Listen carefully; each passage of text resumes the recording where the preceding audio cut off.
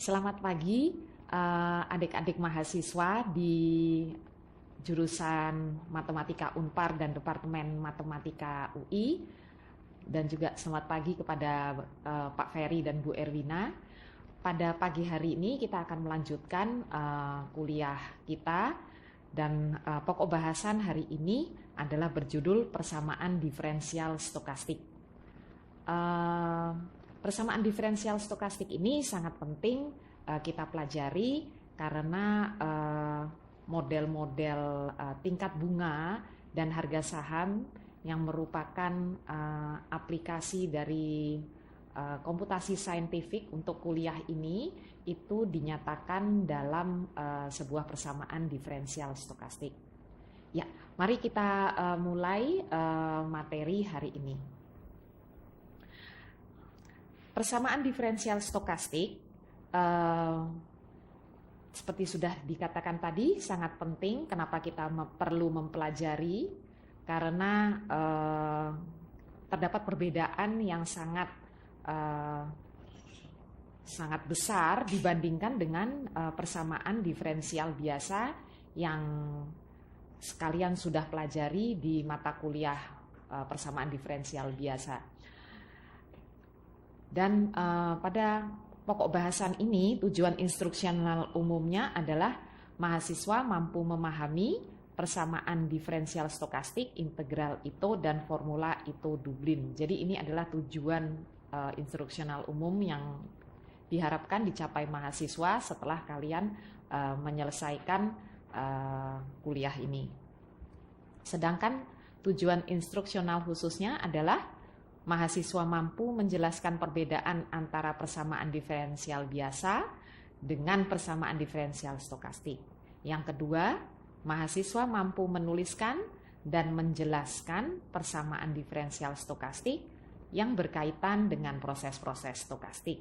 Misalnya proses Wiener, generalized proses Wiener, proses Ito, dan lain-lain. Oke. Berikutnya, tujuan instruksional khususnya adalah mahasiswa mampu menyelesaikan integral Ito sederhana. Dan yang terakhir adalah diharapkan mahasiswa mampu menerapkan formula Ito-Dublin dalam persamaan diferensial stokastik sederhana. Sebelum kita membahas mengenai persamaan diferensial stokastiknya, maka kita lihat dari sisi deterministik terlebih dahulu. Jadi misalkan ditentukan sebuah titik X0 yang merupakan elemen di Rn, dan kita pandang sebuah persamaan diferensial biasa yang dinyatakan dalam dua persamaan ini, di mana X0 ini adalah nilai awal dari X di T sama dengan 0, di mana B adalah sebuah fungsi yang memetakan Rn ke Rn. Maka solusi adalah sebuah lintasan atau trajectory X yang memetakan nggak apa-apa, matiin.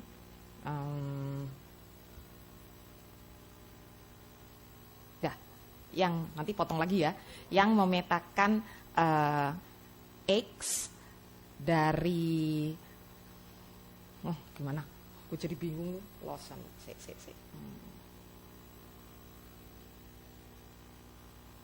Oh ya, yang memetakan X dengan domain 0 hingga tak hingga, ini ada kesalahan, seharusnya merupakan kurung buka ke ruang N.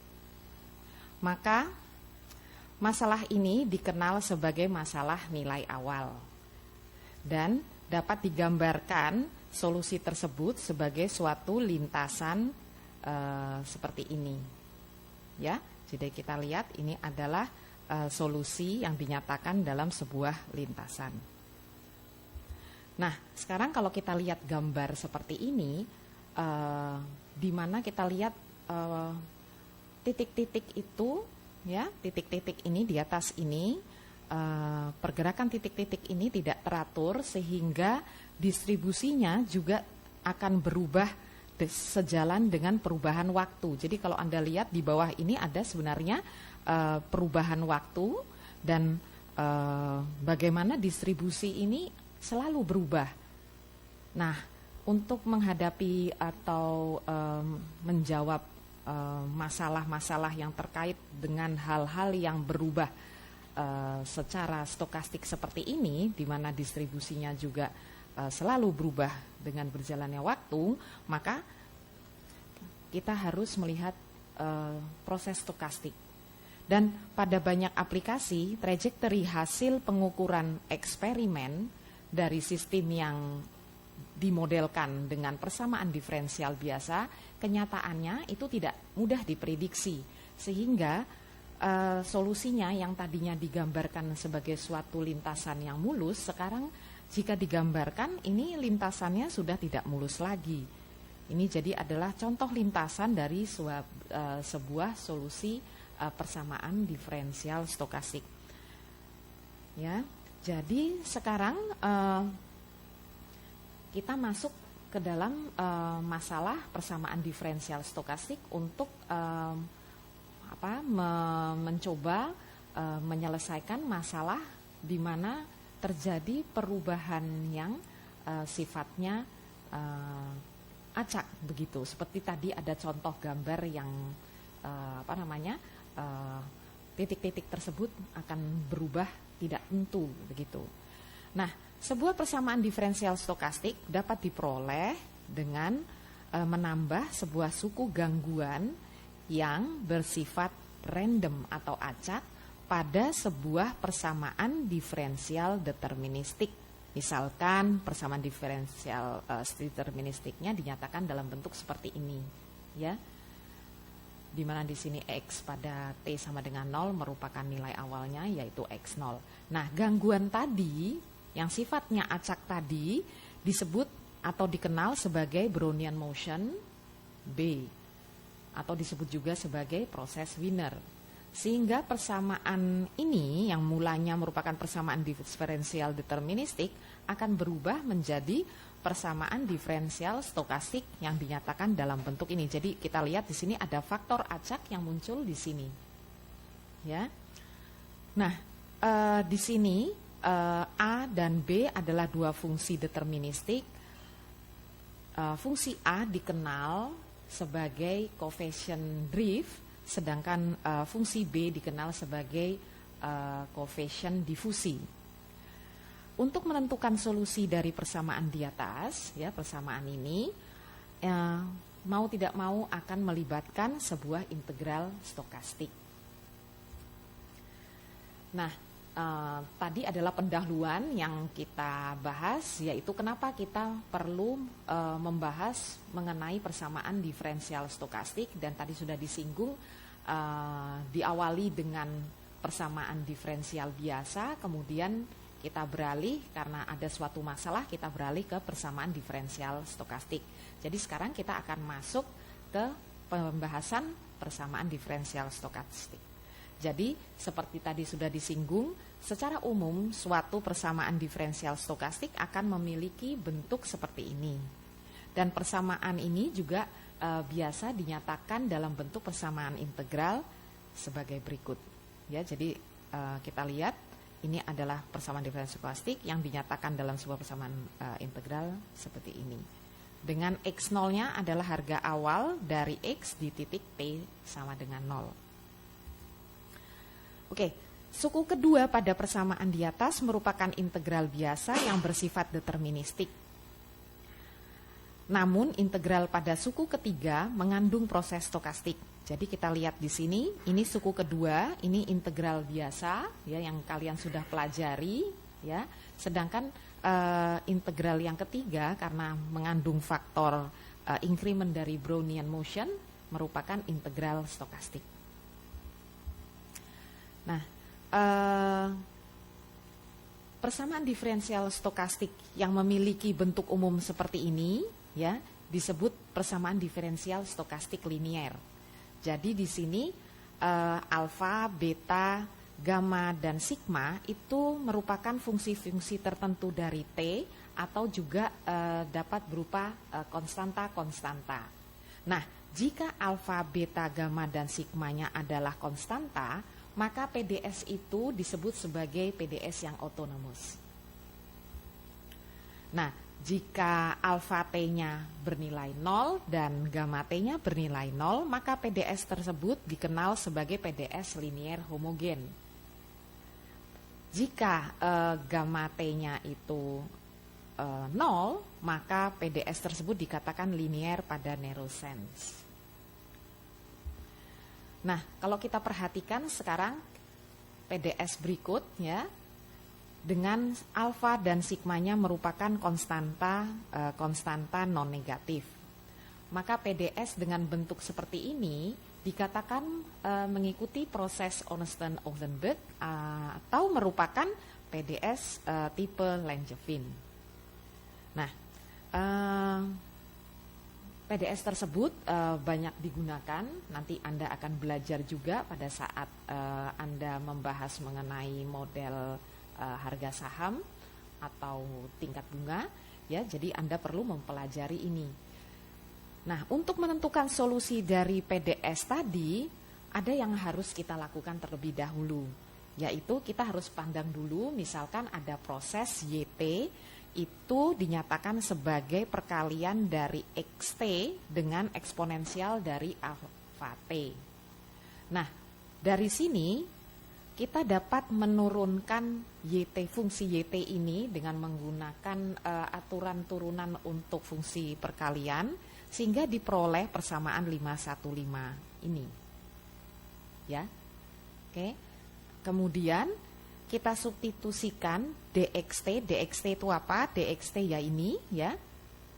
Di persamaan 514 ke dalam 515, maka dengan modifikasi aljabar Anda akan memperoleh ini yang merupakan solusi dan memiliki solusi ini. Padahal yang kita inginkan sebenarnya tadi adalah solusi dari persamaan 514, yaitu suatu proses stokastik XT. Sehingga tadi kita sudah melakukan pemisalan ini, proses YT sebagai berikut, maka persamaan ini akan memiliki solusi sebagai berikut. Ya. Nah, karena dengan tadi kita memandang YT-nya sebagai perkalian fungsi X dan eksponensial dari alfa T, maka kita bisa menentukan bahwa XT-nya sendiri adalah perkalian antara YT dengan eksponensial dari minus alfa T.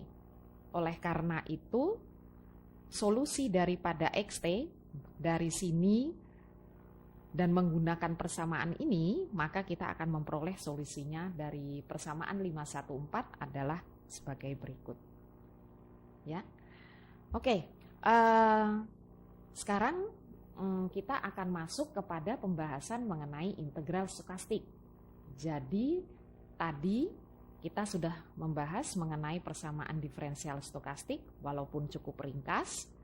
Kalian dapat membaca lebih banyak melalui narasumber yang sudah disediakan, dan Anda juga dapat mencari sendiri dari literatur terkait dengan persamaan diferensial stokastik. Sekarang kita akan membahas materi mengenai integral stokastik. Pembahasan di integral stokastik ini dibedakan atas dua bagian. Yang pertama adalah integral stokastik jika integrannya adalah merupakan integral sederhana. Yang berikutnya adalah jika integrannya itu lebih umum. Jadi kita bahas dulu untuk integral stokastik dengan integral sederhana. Nah, sebenarnya akan dibahas adalah integral ini. Ya. Kita lihat ini integral stokastik. Jadi integral ini dilakukan terhadap increment dari Wiener process atau Brownian motion. Dalam pembahasan di kuliah kita, kadang-kadang Brownian motion atau Wiener process ini memiliki notasi B atau W. Biasanya kalau Brownian motion kita gunakan B, kalau Wiener process kita gunakan W, walaupun keduanya sebenarnya sama saja. Ya, kadang-kadang buku yang kalian baca itu Brownian motion, tapi buku-buku yang lain atau sumber-sumber lain itu proses Wiener. Jadi itu sama saja. Nah, di sini delta T-nya adalah suatu proses stokastik yang adaptif. Ya, artinya adalah bisa dapat dibayangkan sebagai berikut. Delta T adalah dapat dibayangkan sebagai posisi aset kita pada saat T. Dan biasanya bergantung pada lintasan harga aset hingga waktu ke T. Nah, untuk mengingat kembali bahwa segala sesuatu yang bergantung pada lintasan proses acak, maka ia sendiri akan bersifat acak. Dan informasi yang ada pada waktu T cukup untuk menentukan nilai dari delta T. Begitu, ya. Kemudian pada saat kita ini berada pada waktu 0, sedangkan T-nya positif, maka kita tidak mengetahui nilai dari delta T, karena delta T adalah sebuah perubahan acak. Nah, pada saat kita berada pada waktu T, terdapat informasi yang cukup untuk menentukan nilai delta T. Berarti pada saat waktu T, keacakan sudah tidak ada lagi. Posisi kita dalam hal ini, aset kita, mungkin bergantung pada harga-harga aset yang lalu. Tapi yang jelas harga aset tidak bergantung terhadap increment Brownian motion di masa depan yang menggerakkan, atau dalam pemodelan matematis kita dia yang menggerakkan harga-harga aset tersebut. Oleh karena itu di sini pertama akan dibahas terlebih dahulu mengenai definisi integral Ito dengan integran bentuk sederhana, lalu pembahasan akan diperluas untuk integran dengan bentuk yang tidak sederhana, yang dapat dinyatakan sebagai limit dari integral dengan integran bentuk sederhana. Ya, oleh karena itu kita harus memahami dengan baik integral itu ini dengan integran yang bentuk sederhana. Nanti kita belajar sebenarnya dalam integral stokastik ada dua yang banyak kita gunakan, yaitu integral Ito dan integral Stratonovis. Nah, di sini pembahasan ini adalah lebih ditekankan dalam mata kuliah kita, lebih ditekankan kepada pembahasan integral Ito. Tapi nanti juga akan disinggung sedikit mengenai integral Stratonovis. Nah, pada awalnya ya kita misalkan suatu partisi pada selang tertutup 0 hingga T besar. Ya, pada titik-titik partisi tersebut akan memenuhi pertidaksamahan berikut, di mana yang sebagai T0 adalah 0 dan Tn adalah T besar. Kemudian diasumsikan bahwa delta T adalah sebuah atau bersifat konstan pada T untuk setiap subselang ini. Sehingga delta T adalah suatu proses sederhana yang dapat digambarkan dalam bentuk seperti ini. Ya, jadi tadi delta T-nya itu nilainya dipertahankan untuk suatu selang, misalkan selang dari selang T0, selang tutup T0 hingga selang buka T1. Begitu pula dengan seterusnya. Jadi delta T dapat digambarkan sebagai berikut. Nah, gambar tadi itu menunjukkan lintasan tunggal dari suatu proses sederhana delta T. Sebenarnya pada gambar tersebut ada lintasan, tapi tidak kelihatan di gambar. Lintasan itu bergantung pada lintasan omega kecil. Ingat pada saat kita membahas symmetric random walk itu awalnya bergantung kepada lintasan yang dihasilkan. Nah, ini ceritanya sama. Jadi sebenarnya ada lintasan si omega kecil. Nah, lintasan itulah di mana si delta T dan juga Brownian motion itu bergantung, ya.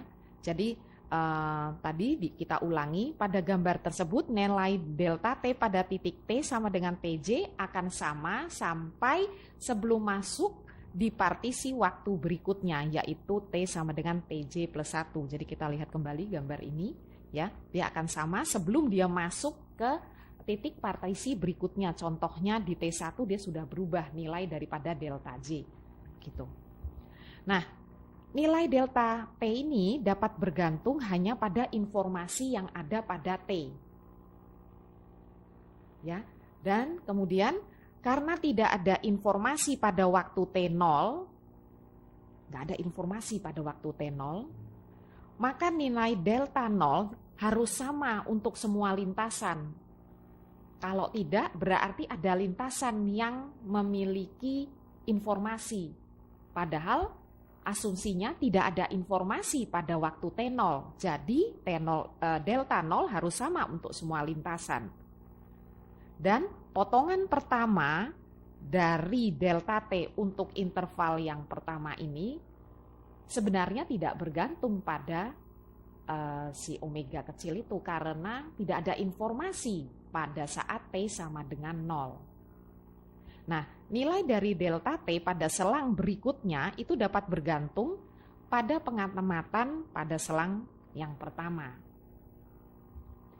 Oke, terdapat hubungan antara proses sederhana delta T dan Brownian motion pada integral di atas. Apa ya hubungannya? Sekarang kita lihat. Kalau kita memandang WT sebagai harga per share dari suatu aset pada waktu T, dan kita misalkan T0, T1 hingga Tn-1 merupakan waktu-waktu transaksi dari aset, dan delta T0, delta T1 dan seterusnya hingga delta Tn-1 merupakan posisi, dalam hal ini adalah jumlah share dari aset pada setiap waktu transaksi, dan itu ditahan posisi tersebut hingga waktu transaksi selanjutnya. Keuntungan transaksi pada setiap waktu T dapat dinyatakan sebagai berikut. Jadi untuk T, di mana T-nya itu berada pada selang 0 hingga T1, itu dapat dinyatakan dalam bentuk seperti ini. Ingat, di sini WT menyatakan harga aset pada waktu T, sedangkan delta T adalah merupakan posisi atau jumlah share dari aset pada setiap waktu transaksi, dan itu ditahan hingga waktu transaksi selanjutnya.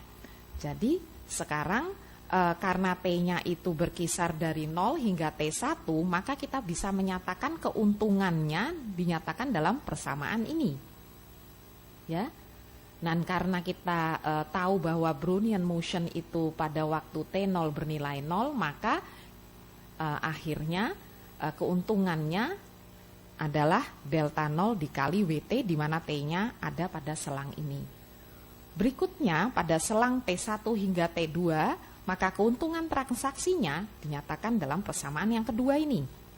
Ya, dan prinsipnya sama di sini, ya, seperti yang persamaan pertama. Kemudian persamaan yang ketiga, jika T-nya itu antara T2 dan T3, maka keuntungan transaksinya dapat dinyatakan sebagai berikut.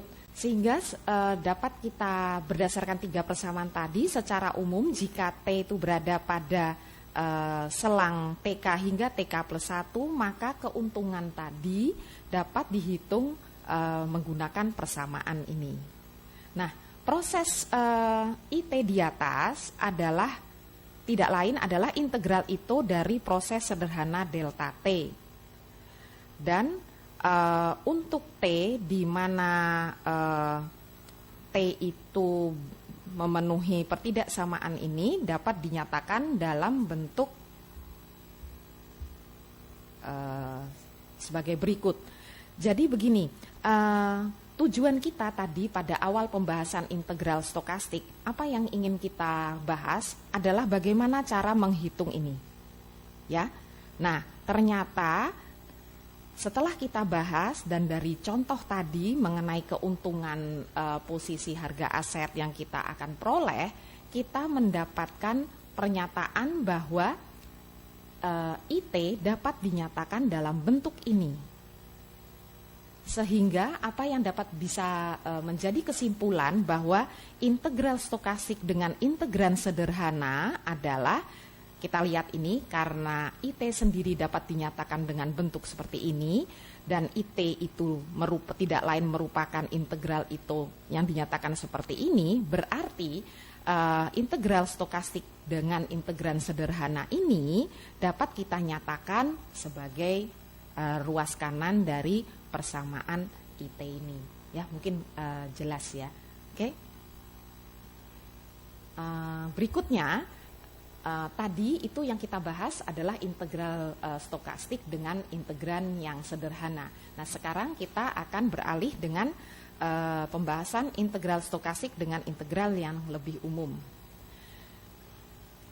Oke, jadi di sini nih kita lihat kita pandang integral ini ya. Integrannya itu kontinu, sifatnya kontinu berbeda. Jadi maksudnya nih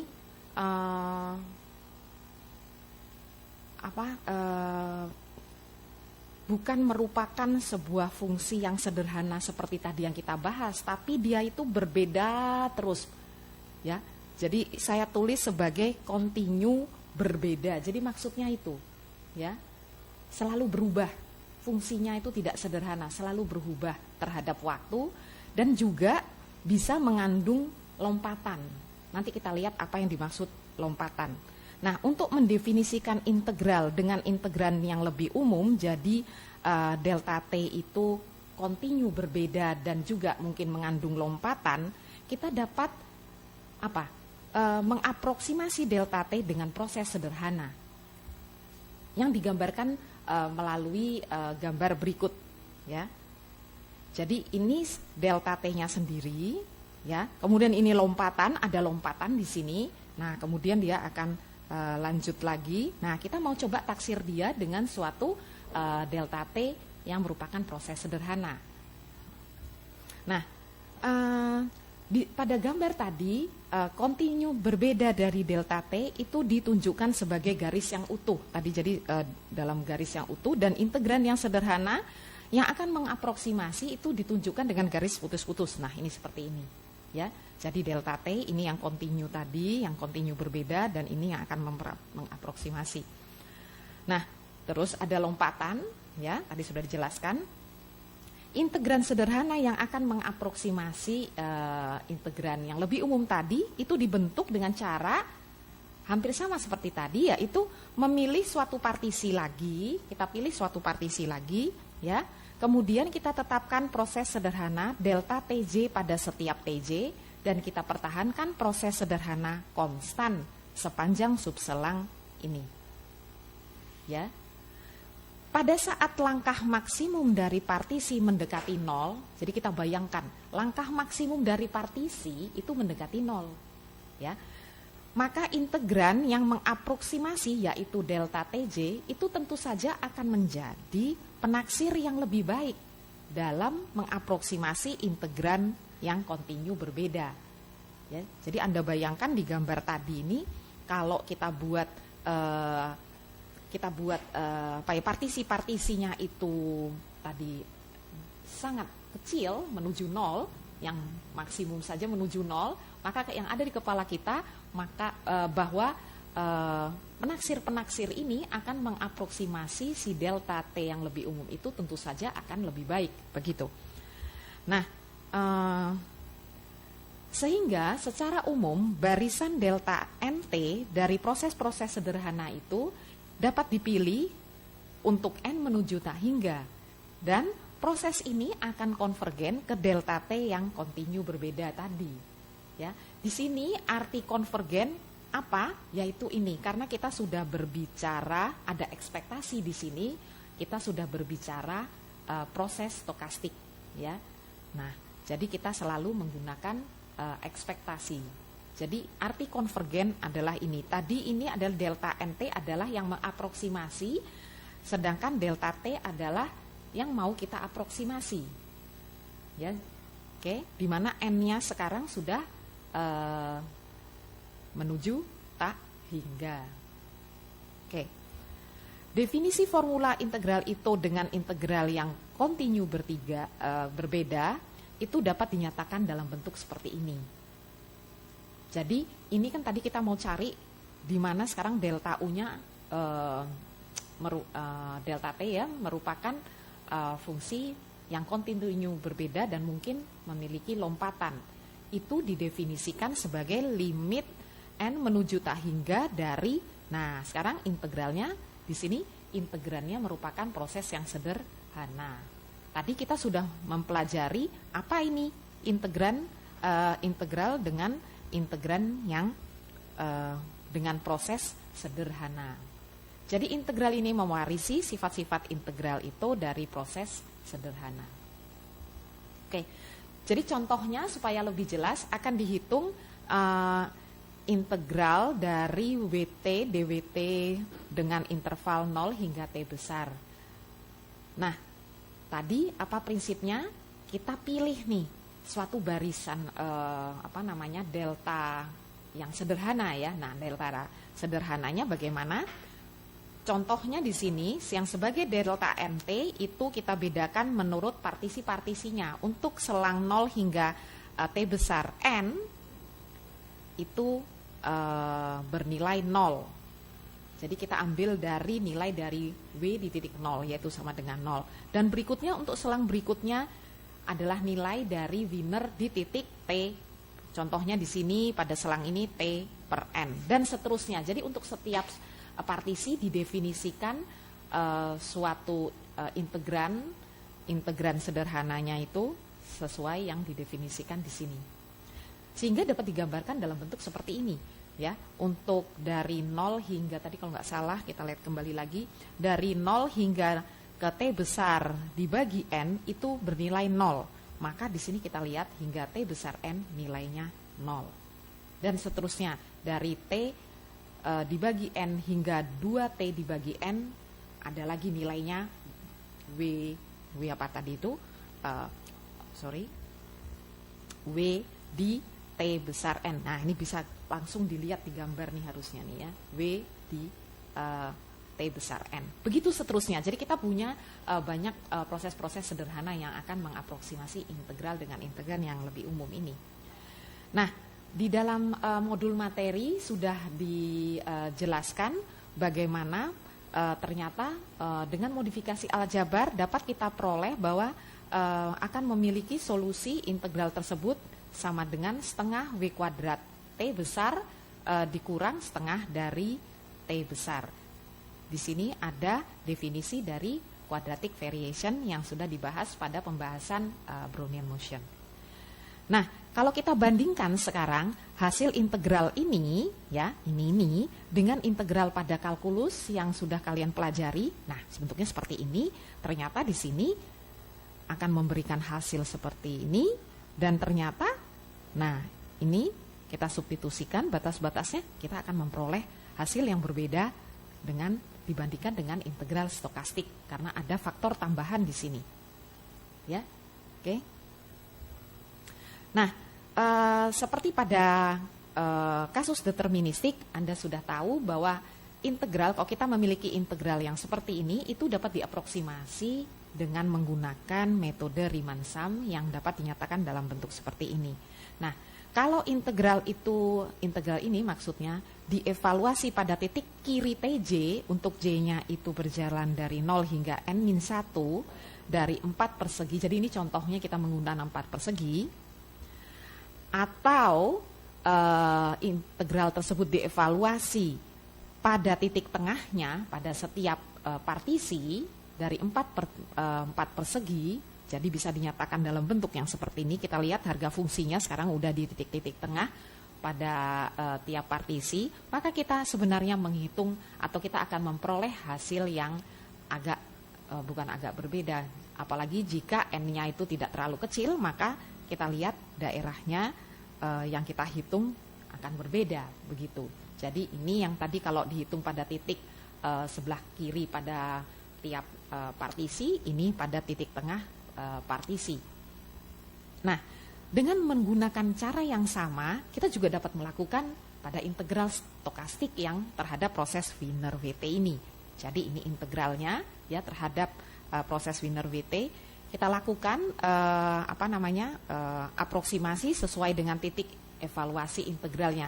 Nah, sekarang kalau di titik kiri pada tiap partisi, maka bentuknya jadi seperti ini. Kita lihat sekarang, karena ini integral stokastik terhadap proses Wiener, maka ruas kanan sebelah kanan ini dinyatakan dengan selisih dari proses Wiener di titik-titik partisinya, itu dikenal sebagai bentuk integral itu. Jadi jika kita nyatakan ini sebagai begini, di mana evaluasi F-nya di titik kiri untuk setiap partisi, maka integral ini dinyatakan sebagai integral itu atau mengikuti skema itu.